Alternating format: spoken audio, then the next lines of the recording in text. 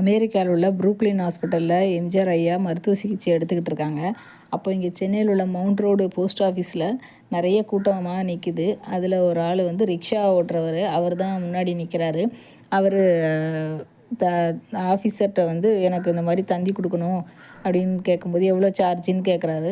அதுக்கு அவர் எங்கே அனுப்பணும், என்ன மெசேஜின்னு கேட்குறாரு. அமெரிக்காவில் உள்ள புரூக்ளின் ஹாஸ்பிட்டலுக்கு அனுப்பணும் அப்படின்னு சொல்கிறாரு. என்ன மெசேஜ் அப்படின்னு கேட்கும்போது அதுக்கு அந்த ரிக்ஷாக்காரர், தலைவா கவலைப்படாத, நாங்கள் உயிரோடு இருக்கும் வரைக்கும் உன்னை எங்கள்கிட்டருந்து யாராலையும் பிரிக்க முடியாது அப்படின்னு மட்டும் மெசேஜ் போடுங்க, இதுக்கு எவ்வளோங்க ஐயா காசு அப்படின்னு கேட்குறாரு. 95 ரூபா சார்ஜ் ஆகுதுங்க அப்படின்னு அவர் சொல்கிறாரு. இந்தா வச்சுக்கோங்கன்னு சொல்லி அவர் கசங்கின அழுக்கு நோட்டாக எடுத்து கொடுக்குறாரு. பார்த்தா அதில் வந்து 78 ரூபா தான் இருக்குது. அப்போ அவர் ஆஃபீஸர் வந்து இன்னும் 17 ரூபா வேணுமே அப்படி சொல்லவும், இவர் பாக்கெட்டில் எல்லா பக்கத்துலையும் எடுத்து பார்க்குறாரு. இல்லை, இன்னும் ஒரு அரை மணி நேரம் இருங்க ஐயா, நான் இப்போ ஒரு சவாரி ஏதாவது போயிட்டு வந்துட்டு தந்துடுறேன்னு சொல்லிட்டு ஓடிடுறாரு.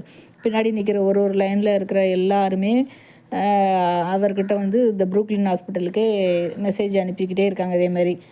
அப்புறம் ஒரு அரை மணி நேரத்தில் வரேன்னு சொல்கிற ஆள் வந்து 1 மணி நேரத்தில் வந்துடுறாரு. வந்து அவர் கேட்டதுக்கு மாதிரி 17 ரூபா கேட்டார். இவர் 20 ரூபாயவே கொடுத்துட்டு இருந்தாங்க ஐயா அப்படின்னு சொல்லி கொடுத்துட்றாரு. அதை பார்த்த அந்த ஆஃபீஸர் வந்து, நான் கேட்குறேன்னு தப்பாக நினச்சிக்காதீங்க, நீ இப்போ தந்தி கொடுக்குறதுனால ஒரு பிரயோஜனமும் இல்லை, தலைவர்களெல்லாம் அவங்கவுங்க மேலே போய்கிட்டே தான் இருக்காங்க, உங்களெல்லாம் யார் அவங்க கண்டுக்கிடவா போகிறாங்க, எதுக்கு இது மாதிரி செய்கிறீங்க, இந்த பைசா உங்கள் வீட்டு செலவுக்கு வச்சுக்கலாம்ல அப்படின்னு சொல்கிறாரு.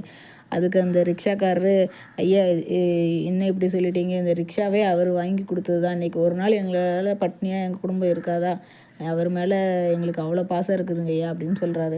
அதை கேட்ட ஆஃபீஸர் கண் கலங்கி நிற்கிறாரு.